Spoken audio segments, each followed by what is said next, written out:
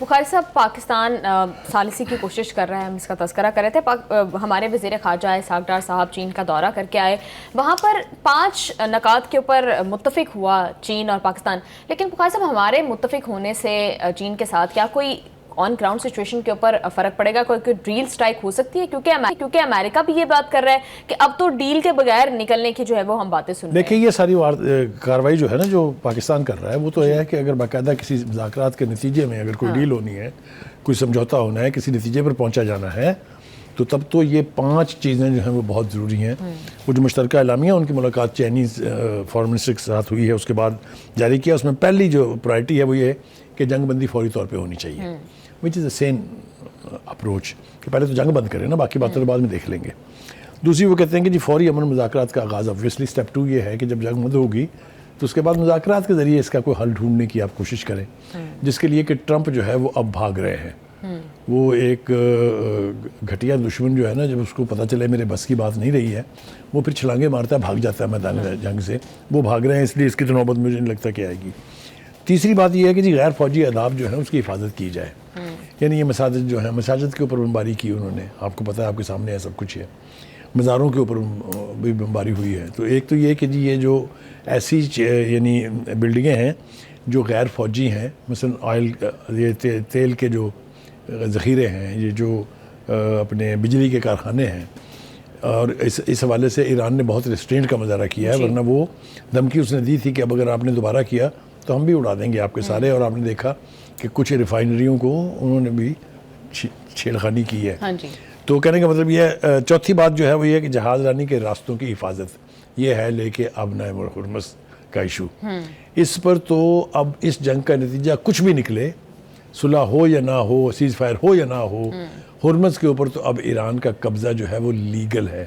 اس لیے کہ ان کی جو پارلیمنٹ ہے، انہوں نے ایک انڈیپینڈنٹ ایکٹ جو ہے وہ پاس کر لیا ہے، جس کے تحت ہر گزرنے والے جہاز کو اب ٹول دینا پڑے گا. 5ویں اور آخری بات جو ہے دیٹ از امپورٹنٹ.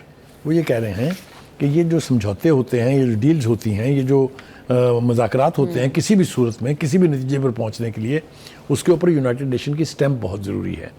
کیونکہ کوئی ایک ادارہ انٹرنیشنل ایسا ہونا چاہیے جو اس کو پروٹیکٹ بھی کرے، جو اس کی حفاظت بھی کرے اور اس کی ضمانت بھی دے. لیکن جس طرح سے بخاری صاحب امریکہ دھجیاں اڑاتا رہا ہے انٹرنیشنل لاز کی، آپ کو لگتا ہے کہ ان کو کوئی فرق پڑے گا یو این کی گارنٹی سے؟ دیکھیے، اب اس وقت صورتحال یہ ہے کہ امریکہ کمزور ہوا ہے. امریکہ جنگ نہیں جیت سکا ہے. امریکہ یہاں سے دنداں شکن جواب ملنے کے بعد واپس جا رہا ہے. اس کا وہ انفلوئنس یونائٹڈ نیشن کی پروسیڈنگز کے اوپر نہیں ہوگا جو پہلے تھا. تو ہم دیکھتے ہیں کہ وہ ٹھیک ہے، ویٹو پاور اس کے پاس ہے، تو ویٹو پاور تو اور چاروں کے پاس بھی ہے. بالکل، یعنی چائنا کے پاس ہے، رشیا کے پاس ہے، برطانیہ کے پاس ہے، فرانس کے پاس ہے.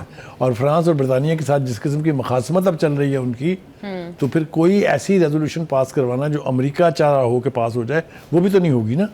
تو میرے خیال سے جو بھی اگریمنٹ ہوگا، جو بھی انڈرسٹینڈنگ ہوگی، اس کے اوپر سپریم سیکورٹی کاؤنسل جو ہے یونائٹڈ نیشن کی، اس کی سٹیمپ ضروری ہے. بالکل. بخاری صاحب، پاکستان جو ثالثی کی کوششیں کر رہا ہے، پہلے تو ایران کسی بھی قسم کے رابطے کو ڈینائی کر رہا تھا. اب ایرانی وزیر خارجہ کہہ رہے ہیں کہ سیکیورٹی سے متعلق کچھ بات چیت پاکستان کے ذریعے ہو رہی ہے، ڈائریکٹ بات چیت یا مذاکرات نہیں ہو رہے بلکہ پیغام رسانی کی جا رہی ہے. دیکھیے، پہلے بات تو یہ ہے کہ متعلقہ جو ملک ہیں، امریکہ ہے، اسٹیک ہولڈر ہے، اس نے بھی پاکستان کے اوپر اعتماد کا اظہار کیا ہے. اسی طرح ایرانین لیڈرشپ نے بھی پاکستان پر اعتماد کا اظہار کیا ہے. اب چائنا بھی اس کے اندر آ گیا ہے. تو وہ جو کریڈیبلٹی چاہیے ہوتی ہے نا کسی بھی سہولت کار کو جو مذاکرات کے لیے سہولت کاری کر رہا ہو، وہ تو ہمارے پاس 2 مین اسٹیک ہولڈر ہمارے حق میں ہیں، اور China as a super power وہ بھی ہمارے حق میں ہے.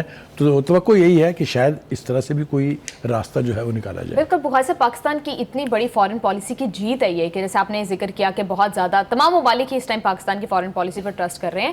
بھارت کو بڑی تکلیف ہے، اور بھارت کے اندر یہ پروپیگنڈا کیا جاتا ہے کہ اگر اس کوئی ڈیل سٹرائک نہیں ہو سکی تو وہ پاکستان کی ناکامی ہوگی. آج کل جو بھارت کی لیڈرشپ ہے نا، اس کو ایک بیماری لا کے ڈیسنٹری کہتے ہیں اس کو. وہ between the washroom and the room جو بھاگتے ہیں، یہ حال ہے ان کا. اور سٹ پٹا رہے ہیں، اپنے بال نوچ رہے ہیں.